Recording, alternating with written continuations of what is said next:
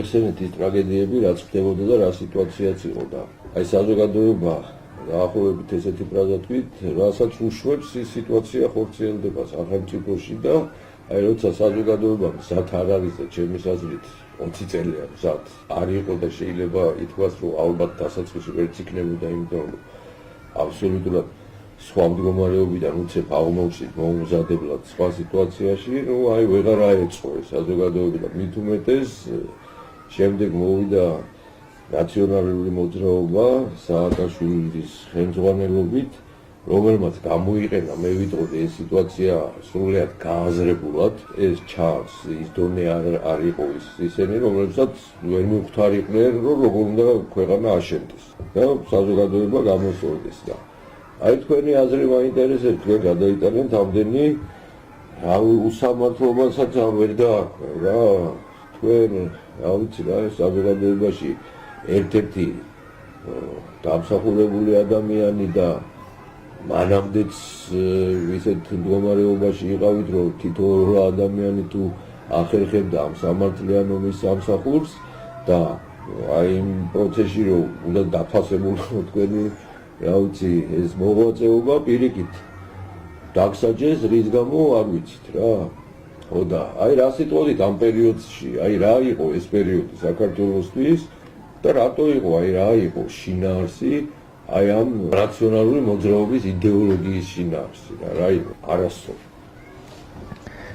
დიდი მადლობა ასეთი კითხვისთვის, ცოტა მრავალ მასშტაბიანი, მრავალ პლანიანი კითხვა და მომიტევეთ თუ კი სხარტად და მოკლედ ვერ ჩამოვაყალიბეთ ჩემი წათვლილი, მაგრამ ძირითადი და მთავარი ჩემის აზრით გახლავთ ის, რომ გარდამავალი პერიოდის საზოგადოებაში, როგორც ეძახიან მესამე დემოკრატიის ქვეყნებში, არეულობებით, ხრიე წყლით სარგებლობენ 1000 ჯურის ავანტიურისტები და ასე ვთქვათ, ხელისუფლებაში მოდიან სხვადასხვა გზებით. გასათვალისწინებელია საქართველოს გეოპოლიტიკური ვითარება ძალიან სტრატეგიული და ძალიან მტკივნეულიც და მომგებიანიც ერთდროულად, უხერხულიც და სასარგებლოც ერთი და იმავე დროს და უამრავი სხვა ფაქტორი. ამასთან ერთად პლუს გაჭირვებული სოციალური ფონი, რომელიც მემარცხენე რადიკალურ ლოზუნგებს ფართო გასათანხმებას და აღიქმება ძალიან მარტივად, ძალიან კარგად ელექტორატის ასე ვთქვათ, ოცნებებში, ელექტორატის მისწრაფებებში და ამაზე თამაშობს არაკეთილმოსურნე პოლიტიკოსთა გარკვეული ჯგუფი. ასე მოხდა გერმანიაში, როდესაც დანგრეული გერმანიის აღდგენაზე გააკეთეს აქცენტი და ნაციონალიზმზე და დისციპლინაზე, ერთიანობაზე და გამარჯვებებზე, მათ შორის სამხედრო გამარჯვებებზე ვეიმარის გერმანიაში და იმის შემდგომ, როდესაც ჰიტლერის პარტია მოვიდა ხელისუფლებაში, მოგეხსენებათ რაოდენ მცირე იყო მისი თანამოაზრეთა რაოდენობა ვიდრე ხელისუფლებაში მოვიდოდა და რა გზებით და ასე იყო ლათინური ამერიკის ქვეყნებში, ბევრ ქვეყანაში. ამას იმიტომ ვამბობ, რომ დასკვნა ძალიან თვალნათლივია ის, რაზეც თქვენ მიუთითეთ, საზოგადოების ბრალია ყველაფერი, ჩვენი თითოეული ჩვენთაგანის და ყველასი ერთად, იმიტომ რომ რა დონეზეც, რა შემართებითაც, რა სულისკვეთებითაც ვიცავთ ჩვენს საკუთარ უფლებებს, ჩვენს საკუთარ ღირსებას, ჩვენს საკუთარ ქვეყანას, ოჯახს, იმ ზღვრამდე არის გათამამებული ხელისუფლება და იქამდე აღწევს მისი ჩარევის ალბათობა. არ არსებობს იდეალური ხელისუფლება, მით უმეტეს ისეთი, რომელსაც იმთავითვი აქვს განზრახული შევახოს შენი ყოველგვარი უფლებები ფეხქვეშ გათელოს. ის რაც კი გაგაცნია მატერიალური თუ სულიერი ხირებულებანი და ამის შემდეგ ამის კვალობაზე იხეიროს. თუ დააკვირდებით ნაციონალური მოძრაობა როგორც კრიმინალური დაჯგუფება არასოდეს არ მოსულა ხელისუფლებაში არც მაშინ 2013 წლის პერიოდს გულისხმობ არასოდეს არ მოსულა ნორმალური კონკურენტული არჩევნების ფონზე ხელისუფლებაში 2003 წელს მოხდა სახელმწიფო გადატრიალება ვინც უნდა ყოფილიყო კმაყოფილი და უკმაყოფილო პარლამენტში შევარდნას ვერაფრით ვერ დავარქმევთ კონსტიტუციურ გზას იმ ფონზე ჩატარებულ არჩევნებს რაოდენ დემოკრატიულობის ფასი უნდა ქონდეს 97%-ით გამარჯვებული სააკაშვილისთვის თუ ექნებოდა მხოლოდ მნიშვნელოვნად არა ცივილიზებული ერისთვის ასეთი რამ 21 საუკუნეში მოხდა ერთხელ სააკაშვილის შემთხვევაში და მოხდა ახლა თურქმენეთში როდესაც თურქმენბაში 98% აიღო და ძალიან მოგრძალებით თქვა რომ თურქმენების ნება ჩემთვის კანონიაო და შეიფერა ეს თანამდებობა მაგრამ იქ გაცილებით სხვა მდგომარეობა ლიდერის პირველი პირის პორტრეტზე ვსაუბრობთ რითი განსხვავდება მაშინდელი სააკაშვილი დღევანდელი სულ რაღაც რამდენიმე თვის წინ ჩატარდა თურქმენეთში ეს არჩევნები სადაც ახალმა თურქმენბაში 97-98% მოყვა იქიდან მოკიდებული უფრო ადრე თუ გნებავთ როდესაც საკრებულოში მოიპოვეს მათ უმრავლესობა არ იყო ის ნორმალური პროცესი როდესაც გამარჯვებულმა ლეიბორისტებმა ნაწილი თავისი უფლებამოსილებისა თუ ხმებისა გადაულოცეს ორმხრივი პარტიული მოლაპარაკების საფუძველზე და ასე შემდეგ და ასე შემდეგ.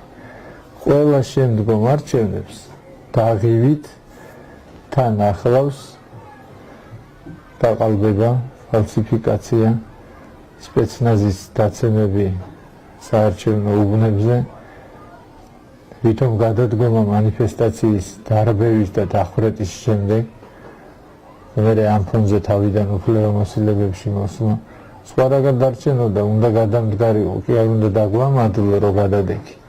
შევალდებული იყავი, გადამდგარიყავი მაშინ, ხოლო რომ გააყალბე ის არჩევნები და შეიტყაპუნე, ასე ვთქვათ, არჩევნები, კიდევ ერთხელ მეტყველებს შენს პოლიტიკურ ნამდვილ რეალურ სახეს. იქ ტებულებთან საუბრის დროს დაღვრილი ცრემლი, ყალბია, ფარისევლობა და ამაზე გახსოვთ თქვენ მთელი ქვეყანა იცინოთ. იმიტომ რომ მას არ ტკივა. არა თუ ცალკეული გამოყარა ტოვილები იბერიიდანაც და არაფერი არ გადაუხადა 500 ლარად დოლარად სახლი მიხიდეთ იყო რა თქმა უნდა და ტოვილად აქცია კიდევ იმ ტერიტორიაზე მოსახლე ხალხი რომელიც დაკარგა ის 20%. თუმცა ძალიან ამაყად განაცხადა თითქოს რა მოხდა რამდენიმე ქვაღორღიანი სოფელი თუ დაუკარგეთ დიდი ამბავია რა იყო აი ეს არის მისი პატრიოტიზმის მაჩვენებელი ეს ჩვენმა ხალხმა ძალიან შემწყნარებელმა ძალიან ბრძენმა იმავდროულად მაგრამ ზოგჯერ ძალიან გულმოვიწყნა ძალიან ბევრჯერ გაატარა გულუბრყვილობა სხვათაშორის და სხვათაშორის გულუბრყვილობაც მართალ ბრძანებს ბევრჯერ აპატია ევროპელი ამომრჩეველი საერთოდ არ შეიძლება საზოგადოებაში მხოლოდ ამომრჩეველი დაინახო. ის არის შემკვეთი, ის არის ფულის გადამხდელი, ის არის შენი დამქირავებელი, როცა ხელისუფლებაზეა საუბარი. ის არის ბატონ პატრონი ამ ქვეყნის. ის არის ხელისუფლების წყარო ბოლოს და ბოლოს. ერთადერთი სუვერენიტეტი, ვისაც გააჩნია აბსოლუტური ხელისუფლების სუვერენობაზე პრეტენზია, ვისაც შეუძლია განაცხადეს პრეტენზია, ეს არის საქართველოს ხალხი. ეს არა მარტო კონსტიტუციური და იურიდიული დოგმა, ეს არის ისტორიული რეალობა, სტუმრობთ ჩვენი მართლმადიდებლური სინამდვილეც და ბოლოს და ბოლოს ათასწლეულები ამას მოწმობს. და თუ კი შენი გზა რადიკალურ წინააღმდეგობაში მოდის ერის უმრავლესობის არჩევანთან, ან შედამას შეგნებულად აკეთებდა დამნაშავე ხარ, თუ კი არა და იმთავითვე უნდა მოიშორო სახელმწიფო ბერკეტებს უნდა ჩამოშოროთ. მოგეხსენებათ თქვენ გერმანიის პრეზიდენტი მარტო იმიტომ იქნა გადაყენებული თანამდებობიდან სხვათა შორის საკუთარი ინიციატივის საფუძველზე, რომ მის 20 წლის წინანდელ სადისერტაციო ნაშრომში რამდენიმე აბზაცი პლაგიატობის ნიშნით იქნა აღბეჭდილი. და სულ რაღაც ასკაციანი დემონსტრაცია აღმოჩნდა საკმარისი საიმისოთ, რომ გერმანიის ამ პრეზიდენტს ანგელა მერკელის დროს მოხდა ეს. როდესაც პრეზიდენტი გადადგა. სხვა საკითხია, რამდენად დიდ ფუნქციებს ასრულებდა პოლიტიკურ სინამდვილეში. გაცილებით სუსტი უფლებამოსილება აქვს ვიდრე კანცლერს გერმანიაში, მაგრამ პრეზიდენტი მაინც პრეზიდენტია გერმანიის ფედერაციული რესპუბლიკის. აქ შინაგან საქმეთა მინისტრის სოლი უხელმძღვანელებს იმ ოპერაციას, რომელსაც სანდრო გირგულიანის სიკვდილი მოჰყვება. თუ მისი ნათესავი იდგება ბუნტის დროს, პრეზიდენტის ნათესავი ბუნტის დროს, სადაც უამრავი გვამი იქნა აღმოჩენილი ციხეში და უდანაშაულო პატიმრების საკნებში, კალაშნიკოვს უბრალოდ ისროდნენ ტრასერის ტყუებით და რამდენი დაჭრილი და რამდენი დაღუპული იქნა. ეს ხო საზოგადოებამ თვითონ ნახა. ამის შემსწრე არც ერთი ევროპული ყაიდის, ევროპულად და დემოკრატიულად მოაზროვნე საზოგადოება არაფრის დიდებით არ აპატიებდა ასეთ ხელისუფლებას, ჯერ ხელისუფლებაში ყოფნას ის აუცილებლად პასუხს მოთხოვდა, ხოლო ხელისუფლებიდან წასვლის შემდეგ აუცილებლად აამოქმედებდა სისხლის სამართლებრივ მეთოდებს. საქართველოს კიდევ ჯერ კოჰაბიტაციის დამახინჯებული ფორმა შესთავაზეს.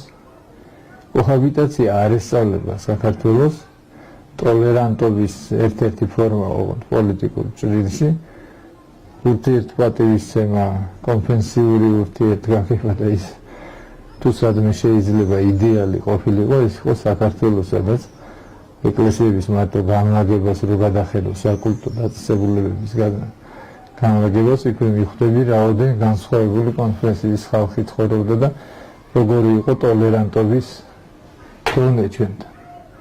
რაოდენ მაღალი იყო სამართლებრივი კულტურა, როდესაც მე-12 საუკუნეში ქართველთა მეფე მანდილოსანი აუქმებს სიკვდილით დასჯას. ამიტომ ის ძირითადი ღირებულებები, როდესაც საუბრობთ ევროპა ჩვენი არჩევანია, დასავლეთი ჩვენი ერთ-ერთი ძირითადი ვექტორია და არ უნდა გადაუხვიოთ, რას არ უნდა გადაუხვიოთ, რაც ჩვენთვის ორგანულია ისედაც. ისკენ უნდა ვისწრაფოდეთ, რაც ისედაც ჩვენი სახლის, ჩვენი ფუნდამენტის ძირითადი შემადგენელი ნაწილია. ჰუმანური სისხლის სამართლის პოლიტიკა, შემწყნარებლური კანონმდებლობა, ჰუმანური და სამართლიანი საზოგადოება. ყველაფერი ეს ფეხ ქვეშ გათელეს და იმიტომ მოახერხეს ეს, რომ ჩვენ ნაკლებად მივაქციეთ ყურადღებას საკუთარ უფლებებს. არადა იურისპრუდენციისა და იურიდიული სამართლის ფილოსოფიის კლასიკოსი ყავდათ გერმანელებს რუდოლფ იერინგი, რომელსაც თავის წინს ბრძოლა უფლებისათვის დაარქვა და სადაც ერთმნიშვნელოვნად ასაბუთებს მთელი ისტორიაც ამას მოწმობს, რომ ადამიანს, საზოგადოებას, ცალკეულ სოციალურ ჯგუფებს იმდენი უფლებები გააჩნია, იმ ზომის შესაძლებლობები, რამდენისთვისაც ის ბრძოლობს და იცავს. არაფრის დიდებით მეც ხელისუფლება ჩვენ არ მოგართმევს, არ იგულისხმება ის უფლებები, რაც თან დაყოლილია და რაც იმთავითვე ბუნების მიერ ნაბოძებია, ღმერთის მიერ ნაბოძებია სიცოცხლის უფლება, ბედნიერებისაკენ სწრაფვის უფლება და სხვა დანარჩენი უფლებები. უნდა იბრძოლო და მოიპოვო. იურისტი გაძლევს მხოლოდ და კანონმდებელი ფორმულირებას, გზა ფორმულას, მაგრამ ის თავისთავად არაფერს ნიშნავს. თქვათ ის გეუბნება, რომ შენს მიწის ნაკვეთზე მოყვანილი დარგული ხე თავისი ნაყოფით გეკუთვნის შენ, მაგრამ თავის წარმოშობის შემთხვევაში თუ ეს ხე ნაყოფს, მწიფე ნაყოფს დააღრის მეზობლის ტერიტორიაზე, მაშინ შენი უფლება უნდა დაიცვა, რომ შენი ხის ნაყოფი ისაკუთრო ისევ შენ და არა სხვა. აქ წმინდა იურიდიულ ასპექტზე. ასეა ერის ცხოვრებაშიც. რანაირადაც გაქცევს ხელისუფლება, რანაირადაც მისცემს საკუთარ სახლში შემოჭრის უფლებას, იმ დონეზე არის კიდევ მეორე გათავხედება. სააკაშვილის ხელისუფლება თავისი არსით გახლდათ კრიმინალური დაჯგუფება, რომელმაც ჯერ კიდევ 2003 წელს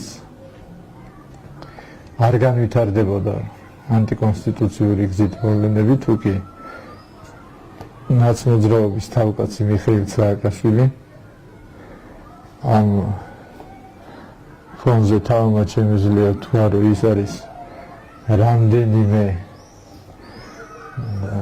სპეცსამსახურის აგენტი, რამდენიმე ინტერესების აღმასრულებელი, ხან ერთის, ხან მეორეს, ხან ყველაფრის ერთად ავანტიურისტი მოთამაშე და როგორც ამთავრებენ ისინი ჩემზე კარგად მოგეხსენებათ. ყველაფერი გააკეთა იმისათვის, რომ მშვიდობიანი პროცესებით არ გაგრძელებულიყო. როდესაც ჩამოვიდა ივანოვი 2003 წლის მოვლენებთან დაკავშირებით, იქ გადაწყდა ჟანიაც, ბურჯანაძეს და სხვაებიც ამას ეთანხმებოდნენ. ასლან აბაშიძე იყო ჩარეული პროცესებში, სხვათა შორის როგორც დადასტურდა ძალიან ვაჟკაცურად და პატრიოტული შემართებით, არა ისე როგორც სააკაშვილი აჩვენებდა საზოგადოებას. და იქ გადაწყდა, რომ 6 თვით უნდა გადადებულიყო პროცესი, უნდა დაშოშმინებულიყო ემოციები ახალი კანონმდებლობის, ახალი არჩევნების კვალობაზე, გვექნებოდა ახალ რეალობასთან საქმე. კარგი იქნებოდა თუ ცუდი სხვა საკითხია, მაგრამ უდავოა, რომ პოზიტივი იქნებოდა, რადგან ეს იქნებოდა კონსტიტუციური გზა, მშვიდობიანი გზა და არა აღვირახსნილობის, დახვრეტების, დაჭერების და ასე შემდეგ.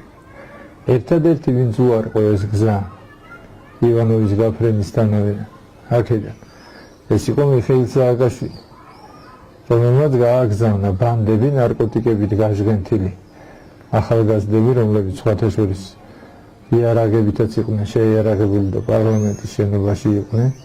ისინი მზად იყვნენ გაცილებით მეტი სისხლი დაეღვარათ. გააგზავნა ქცანისის რეზიდენციისაკენ, სადაც გახსოვთ რჩეულიშვილი ცემეს, სხვა პროვოკაციები მოაწყვეს და 1000 არეულობის კერების შექმნა დააპირეს, რაზედაც მაშინდელი პრეზიდენტი იძულებული შეიქნა წასულიყო ისეთ კომპრომისზე, როგორზეც სწავლიდა.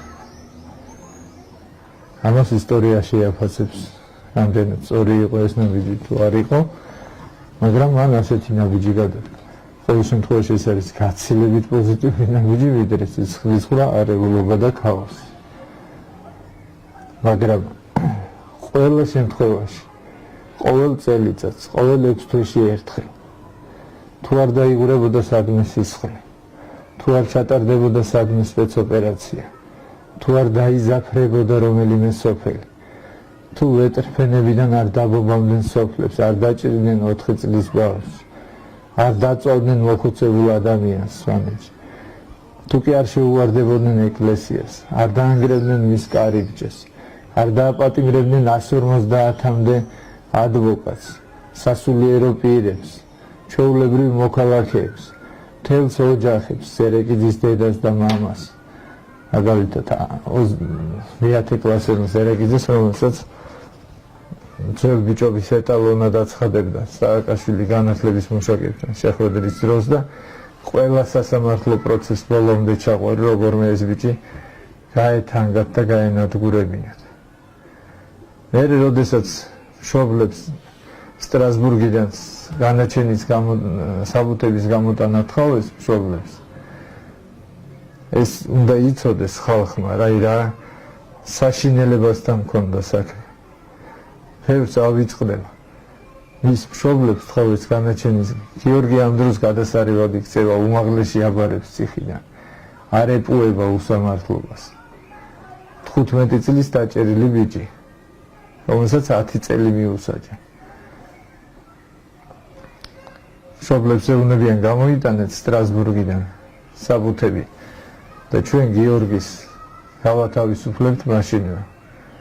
გულუბრყვილო შვილს დანატრებული დედა და მამა მაშინვე მიემგზავრებიან და მოაქვთ საბუთები მიუხედავად რჩევებისა, იმიტომ რომ დედმა მიშვილობას, უпроსორად დედაშვილობას და მამაშვილობას ალბათ წინა შვილის გამოყვანაზე ელაპარაკე, რომელსაც წინ 10 წლიანი, 8 წლიანი თქვა სასჯელი უდრის იმ დროს.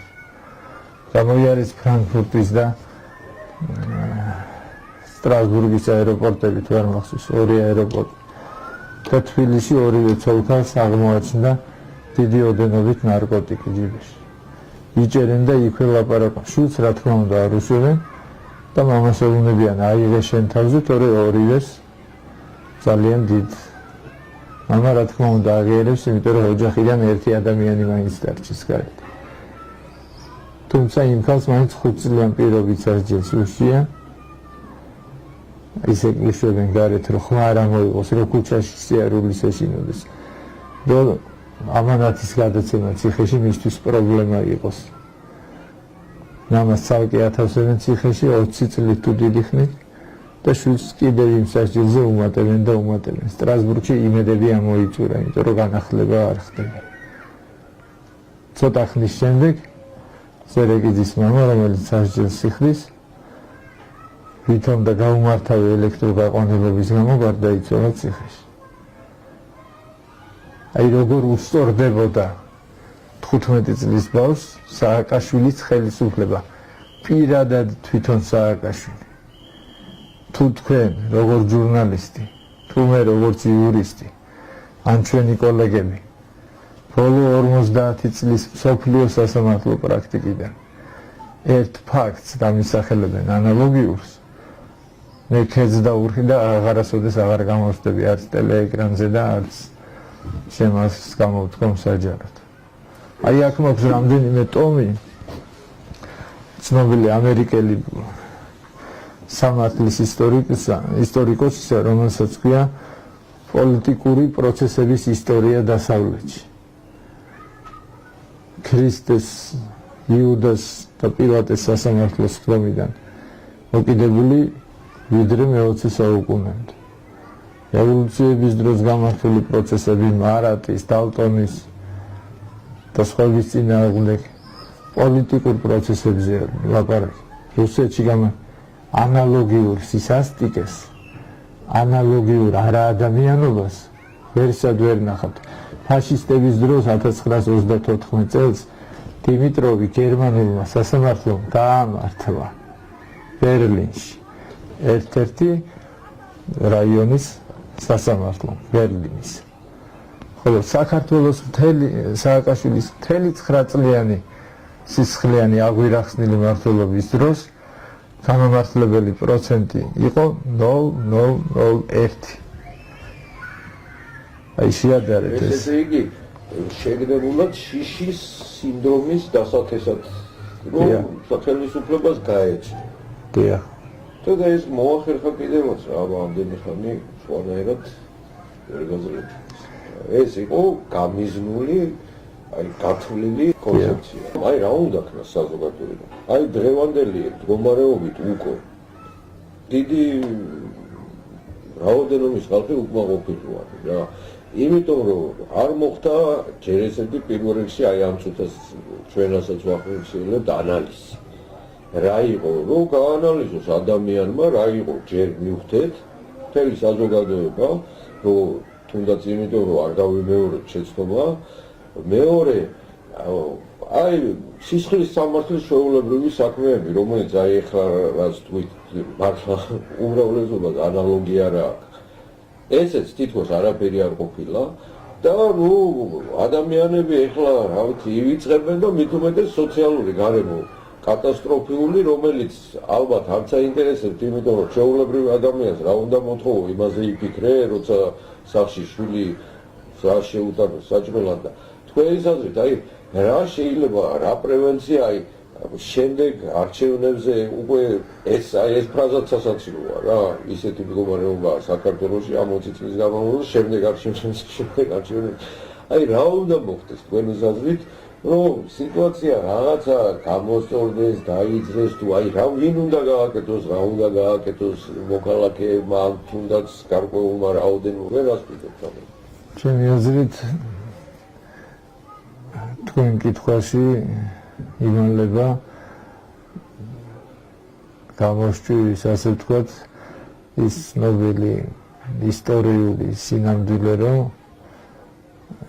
მართალია ამაზე საშინელი დემოკრატიაზე საშინელი არაფერი არ არის, მაგრამ ეს არის ყველაზე კარგი გამონაბონი, ყველაზე კარგი მიღწევა, რაც კი კაცობრიობამ დღეს მოიგონა. დემოკრატია ეს ერთის მხრივ თავისი არეულობა საშინელება და ძალიან ბევრი პოლიტიკური სიმახინჯე მოაქვს და ეს რეალობა ვერ ნახავთ იდეალურ დემოკრატიულ ქვეყანას. მაგრამ როგორც ითქვა, დემოკრატიაზე კარგი და საუკეთესო მმართველობის ფორმა ჯერ არ მოუგონიათ. რა თქმა უნდა, ორიენტირებულნი უნდა ვიყოთ ისევ მშვიდობიან და ისევ დემოკრატიულ ცვლილებებზე. ის თუ თქვათ ვინმე გაგვაწბილებს, ეს ჩვენთვის ამ 9 წლიანი საშინელების შემდეგ კარგად უნდა სწორნოდათ, რომ იქნებოდა ძალიან მტკივნეული ჩვენთვის. იმ 9 წელიწადში პირადად მე მაგალითად და ძალიან ბევრმა მიუხედავად იმისა, რომ საშინელებები ხდებოდა, ჩვენ მაინც იმედით და ოცნებებით ვცოცხლობდით. სადღაც შორს, ვირავის ბოლოში ვხედავდით ათელს, რაღაც სიმშვიდეს და საბოლოო გამარჯვებას, როდის იქნებოდა ეს კაციშვილი არ იცის, მაგრამ არ იცოდა, მაგრამ გვწამდა და ვთქვათ იგივე ბატონ ბიძინას ვერ დაუკარგავთ იმ დიდ ნაღვაწს, რასაც სააკაშვილის ხელისუფლების მოშორება ქვია. ეს რო არ დაინახო და არ შეამჩნიო და არ აღნიშნო, არ შეიძლება. იმავდროულად თუ კი შენ გამიყვანე სამშვიდობას, იქ აღარ უნდა დამტოვოს სასოწარკვეთილ მდგომარეობაში და იქ აღარ უნდა აგრძნობინო თქვენ ბრძანეთ უკმაყოფილო ადამიანი. უკმაყოფილოა საზოგადოება იმიტომ კი არა, რომ უმადურები არიან. უკმაყოფილონი არიან იმიტომ, რომ ვერ მიაღწიეს სამართალს. სხვათა შორის ეს ძალიან კარგი თვისებაა ქართველი ხალხისა, რომ სამართალი ურჩევნია, სამართლის აღსრულება ურჩევნია, ვიდრე ვთქვათ მატერიალური კეთილდღეობა. სამართალი ურჩევნია, ვიდრე ვთქვათ მაღალი ხელფასი და ასე შემდეგ და ასე შემდეგ. ყველაზე დიდი თვითკმაყოფილების გზნობას ადამიანი განიცდის მაშინ, როდესაც შევახული უფლების აღდგენა ხდება. ეს ფსიქოლოგებმა, სამართლის სპეციალისტებმა დიდი ხანია დაადასტურეს. იმიტომ რომ თუ რამე გაგაჩნია შენ როგორც ადამიანს, ყველა სხვა თქვათ თვისებებთან ერთად, ემოციურ მაჩვენებლებთან ერთად, შენი ძირითადი ისინიც არის, რომ შენ ხარ თქვათ პატარა სახლის მესაკუთრე, პატარა მაღაზიის მესაკუთრე, ყავს ოჯახი, ცოლი, შვილი და ასე შემდეგ და ასე შემდეგ. ყველგან იქ მამის უფლება ვრცელდება შენი, იქ საკუთრების უფლება. პატარა მოგრძალებული ფორმით, მაგრამ ეს არის შენი რაობის შემადგენელი ნაწილი. როცა უცხო მუხლუხო მოდის, უსამართლობის სისხლში ამოსვლილი და ამას ყველაფერს წაშლის, ამას ყველაფერს ფეხქვეშ გათევავს, ადამიანის რაობა არის ჩაწიხლული. და ამ ჩაწიხლული ადამიანის ბედზია ლაპარაკი. ჩვენთან რო ყოფილიყო 1, 2 ან 10-ოდე შემთხვევა, ადვილად მოხდებოდა ამის ასე ვთქვათ და დარწმუნებული ვარ ძალიან ბევრ ქვეყანაში ხდება ზოგჯერ ნებსით და უნებლიეთ სხვადასხვა გადაცდომები მართლა შემთხვევითობა. რომელსაც ძალიან ხშირად უმაღლესი თანამდებობის პირების იმპიჩმენტი მოყვება ხოლმე და ან თვითონ ის ადამიანი თulis საჭიროთ რომ მე ასეთ სტრუქტურას ან ქალაქს ვერ უნდა უხელმძღვანელო და უნდა გადავდგე თანამდებობიდან. ამიტომ ახსენეთ ის კოჰაბიტაცია იმან სიმშვიდე კი არ მოიტანა. იმან სიკეთისკენ კი არ მოაბრუნა ნაცმოძრაობის ლიდერები. პირიქით გაათავხედა უფრო საშინელი მონსტრებად აქცია და გაცილებით სხვანაირ მრისხანე ადამიანებად მოგევლნენ იმის შემდეგ, რადგან იგრძნეს რომ თურმე მათი დაჭერის შემთხვევაში ვიღაცა იტყვის რომ პოლიტიკური ელფერი ადევს მათ დევნას. ხოლო გულში ჩემი და ჩემნაირების პოლიტიკურ დევნაზე არ მინდა ჩემ თავზე ვისაუბრო. და არა სადავო საკითხებზე, სადაც უკვე სტრასბურგის სასამართლო ერთმნიშვნელოვნად დაასაბუთა რომ ეს დევნა ხდებოდა პოლიტიკური დისკრიმინაციის მიზნით. ასეთ საკითხებზე ისინი ჩუმად არიან. დუმან ხმას არ იღებენ, მაგრამ დღევანდელ ხელისუფლებას ხო შეუძლია ხმა მოიღოს, ხო შეუძლია ყველაფერი რაც ნაციონალურმა მოძრაობამ არასო. ბოლოს და ბოლოს ეს სისხლის სამართლებრივი ვალდებულება სისხლის სამართლის პროცესში ერთმნიშვნელოვნად არის მითითებული, რომ ადამიანის უკანონო დაკავების ან მშავრდების შემთხვევაში ხდება მისი უპირობო რეაბილიტაცია, განაცდურის ანაზღაურება, მატერიალური სამსახურში აღდგენა და ასე შემდეგ და ასე შემდეგ. როდესაც შენ არ ასრულებ ასეთ ფუნდამენტურ მოთხოვნას კანონმდებლობისას, მაშინ არ აქვს მორალური უფლება მოთხოვო სხვა საზოგადოების სხვა წევრს, თუნდაც მარიხუანის წევრს პასუხი. შენ ათასობით ადამიანის უფლებას არ უღებ და ის საკუთარ ჯანმრთელობას ხუპავს. კარგს კი არ შვება, კი არა ვაქეზებ ამგი პროპაგანდას კი არ ვეწევი იმისას, მაგრამ შენ უნდა გქონდეს უფლება, როცა ხელისუფლებაში ხარ. მოთხოვო, მორალური სახე აჩვენო.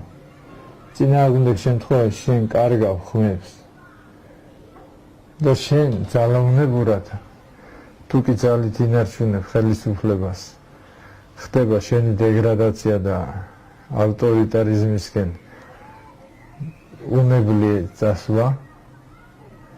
უნებლიე მიუხედავად იმისა, რომ ამისთან საყოველთაო აღიარება და ამისთან მხარდაჭერა ჰქონდა, თუ არა და საშინელი ფიასკო და წაგება. ჩემი აზრით უნდა მოხდეს ის, რომ თქვენ ძალიან რთული შეკითხვა დამისვით, როდესაც ძანეთ რა უნდა გააკეთოს საზოგადოება. რა უნდა გააკეთოს? ალბათ ისე ის, რაც გააკეთა თავის დროზე სოლიდარობის მომხრეებმა პოლონეთში. ალბათ ისე ის, რაც გააკეთეს ჩვენმა სტუდენტებმა ენის დაცვის დროს, ქართულმა ინტელიგენციამ. ალბათ ისე ის, რაც გააკეთეს 9 აპრილის წინა დღეებში. როგორი იყო ეროვნული სულისკვეთება, თქვენ გახსოვთ. და როგორ მოხდა ამის მერე ისევ სისხლიან ქაოსში გადაქცა.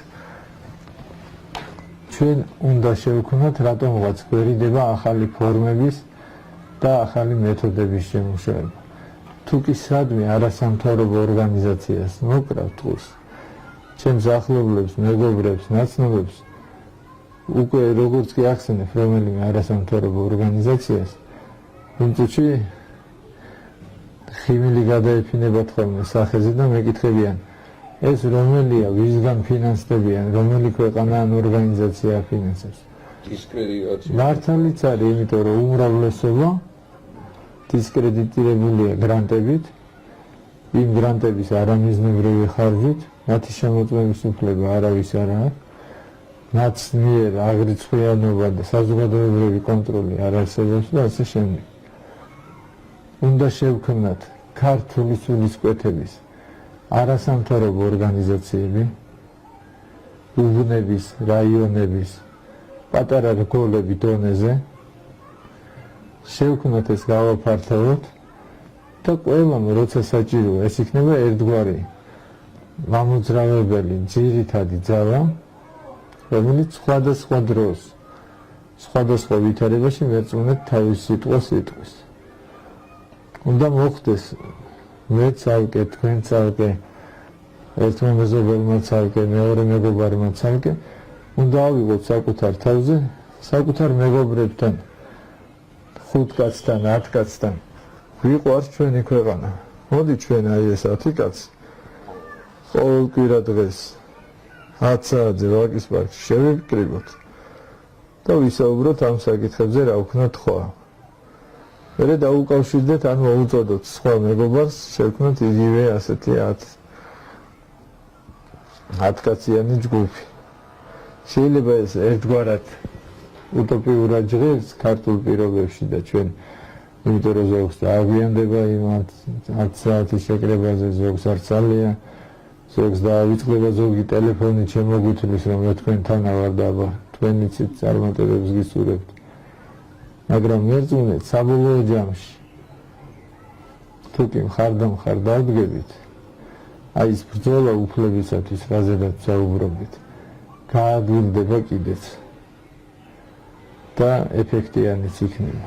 მარტო კაცი ცოდვა, ჩვენი გათითო კაცება, როგორც ილია ამბობდა, ჩვენი გათითო კაცება, ჩვენი უბედურების სათავეა.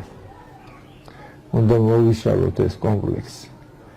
აი ერთ მარტივ მაგალითს გეტყვი, მე ვიცი რომ ეს თქვენი ჟურნალისტური კვლევის საგანი გახლავთ და როგორ შეიძლება სრულიად უუფლებო ადამიანმა თუ კი ის მონიდომებს სხვა ადამიანს იქით აღმოუჩინოს დახმარება და მისმა დაჟინებამ, მისმა თუ გნებავთ შეუპოვრებამ გადაარჩინოს სხვა. როგორც გახსოვთ, თქვენ სააკაშვილის მმართველობის შუა წლებში უცხოეთის პრესაშიც და ქართულ პრესაშიც აქ-იქ გაჟღერდა ინფორმაცია ადამიანის ორგანოების უკანონო ვაჭრობის და ამ საქმეში დიდი უკანონოების შესახებ წერდა. ეს საქართველოსთვის იმდენად მოულოდნელი თემა იყო და იმდენად წარმოუდგენელი, რომ ალბათ ბევრი მკითხველი, საზოგადოების ბევრი წევრი არც აქცევდა ყურადღებას ეს ფანტასტიკის სფეროდან მოტანილ ყურის მომწვევ ამბებს გავდა. მე მოგიყვებით, მოკლედ შევეცდები გითხრათ იმის შესახებ, რაც საკუთარი თვალით ვნახეთ თბილისის საპატიმროში და ციხის რესპუბლიკურ საავადმყოფოში, რომლის მორგი ითვლებოდა ერთ-ერთ ცენტრალურ მორგად, სადაც ყველა საპატიმროში გარდაცვლილი ადამიანი იყრიდა თავს. ჩვენ მაშინ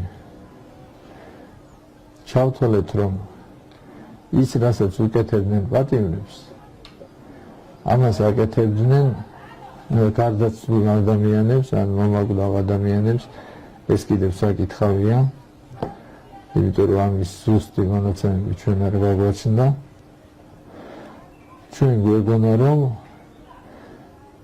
ეს იყო ეტყობა, როგორც ჩვენს მათივე გამოშვებული, ეგრეთ წოდებული უტკა, მათივე ინფორმაცია, რომ ვითომ საიდუმლო ამ სახით იქნა გაჟღერებული, ჩვენ გვეგონა, რომ ამას აკეთებდნენ იმისთვის, რომ პატიმარზე, გარდაცვლილ პატიმარზე, მისი უკვე გარეთ, ციხის გარეთ გასვენების შემთხვევაში, როდესაც ის გადაეცემოდა ჭირის უფალს, ამ უკანასკნელს აღარ შეძლებოდა ნორმალური ალტერნატიული სასამართლო სამედიცინო ექსპერტიზის ჩატარება. Როგორ შეიძლება და ექსპერტიზის ჩატარება ისეთ გვამზე, ისეთ სხეულზე, რომელსაც აღარც ფილტვები ქონდა, აღარც ღვიძლი, აღარც გული, აღარც კვიჭი, აღარც თირკმელები და ასე შემდეგ და ასე შემდეგ. ჩვენ დავწმუნდით და ვინც აკეთებდა ამას, ის ადამიანი რამდენიმე კოლოფი სიგარეტის საფასურად თვითონ პედოფილიისთვის თუ პატარა გოგონას გაუპატიურებისთვის უბრალოდ არ მახსოვს. Სასამართლები ძალიან დიდი ხნით და ადმინისტრაციასთან მოთამაშეობდნენ კაცი თვითონ აკეთებდა საკუთარი ხელით ამას და სიამაყით ყვებოდა ხოლმე. თქვენ ხო წარმოგიდგენიათ როგორი მოსასმენია ასეთი ადამიანისგან ამ სინამდვილის მოსმენა, ან როგორი დასანახია, როდესაც ის შედის მორგში ჭუჭყიანი ამუნიციით, ვითომ სამედიცინო ჩაცმულობით და ისი ხივილნარევი ნახევრად იდიოტური გამომეტყველებით მოყოლი სამწუხაროდ სიმართლე. ის კაცი ამბობდა, რომ და ჩვენს დავინახეთ, რომ ადამიანის სხეულების მაგივრად თავის ტვინის, გულის, სხვა ორგანოების ნაცვლად ის ალაგებდა ხის ყუთის ნაჭრებს, ჯოხებს, აგურებს, იატაკის ჭუჭყიან ჩვრებს, სხვადასხვა ნაჭრებს, სისხლიანს, ზოგჯერ ნაგავს, ზოგჯერ სივას და ისე გაკერავდა გვამს და ისე გაქონდათ ხოლმე. ამას აკეთებდა წახალისების გამო, იმიტომ რომ ადმინისტრაცია აძლევდა შვებას, ან 1-2 დღით დასვენების საშუალებას, ან როგორც მე აღნიშნე შვებულებასაც კი, იმიტომ რომ ეს ადამიანი ერთ-ერთ მიტინგზე ვნახე, ეს ის მიტინგია, როდესაც უცნობი გადახდა შინაგან საქმეთა სამმართველოს შენობაში. აი ვიდრე ეს მიტინგი სანაპიროთი მიმართებოდა შინაგან საქმეთა სამმართველოს შენობისაკენ, ერთ-ერთ მომიტინგეთა ოპოზიციონერ მომიტინგეთა შორის ზუსტად ეს კაცი ზერმეც სახელად სომეხა გახდათ აქტიური მონაწილე ამ მიტინგისა და წინ დროშით ხელში მიუძღვებოდა კოლონას. კაცს, რომელსაც ჰქონდა თუ არ ვცდები სამუდამო პატიმრობა, ან 30-25 წლით თავისუფლების აღკვეთა მაინც. ის იყო ოპერატიულ დავალებაზე გასული და ჩვენი ხანმოკლე საუბრის შემდეგ მან დატოვა იქაურობა. მის ენაზე რა ვთქვათ, მე დავწვი, თურმე გაიშიფრა, ამიტომ ის იძულებული იყო მიტინგი ჯერ არ იყო, ასე ვთქვათ, გახურებული და მას მოუწია წასულდა მის ერთ-ერთ კოლეგასაც და ამის საპასუხოდ იყო, რომ იმ ღამეს ჩემი 14 წლის ბავშვი სასტიკად ცემეს გოგებაშვილის და პეტრიაშვილის ქუჩის კუთხეში იარაღის კონდახით გადაუნტრიეს ლავიწის ძვლები. ალბათ ეს იყო იმიტომ, რომ ეს კაცი მომივიდა ხო ეტყოდა, რომ აი ასეთმა ყოფილმა პატიმარმა მე მიცნო, აღმოჩინა და შიშის გამო მე იძულებული ვიყავი და ამიტომ.